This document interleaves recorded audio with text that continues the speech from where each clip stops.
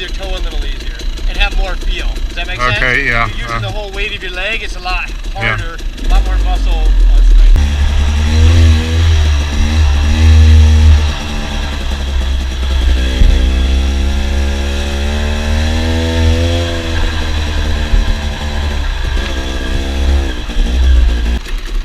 Excellent, way better. Yeah. Night and day. Yeah. Just getting that feel. At first you just skid it a lot. If you think about it on downhills, it's going to want to slide anyway. So therefore it's kind of light, and if you hit it at a 2, it locks it up and it kind of pisses off the chassis where you feel out of control.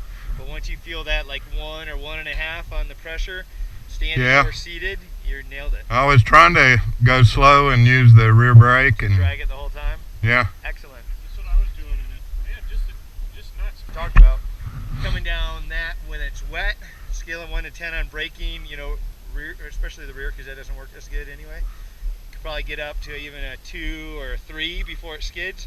Once that's dry, you're more like at a 0.5 to 1 as far as the pressure on a scale 1 to 10 on the rear brake.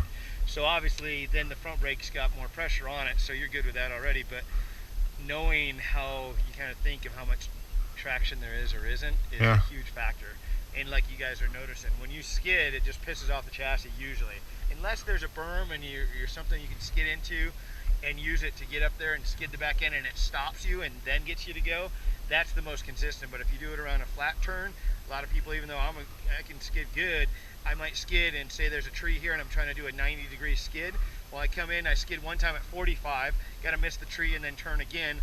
Or one time I come in and skid it at like 120, then I have to miss the tree and straighten out. To skid in at a 90 and catch it with balance and then go, it's a pretty tough move. So skidding usually pisses off the chassis. That's why I'm a big fan of brake, brake, brake, brake.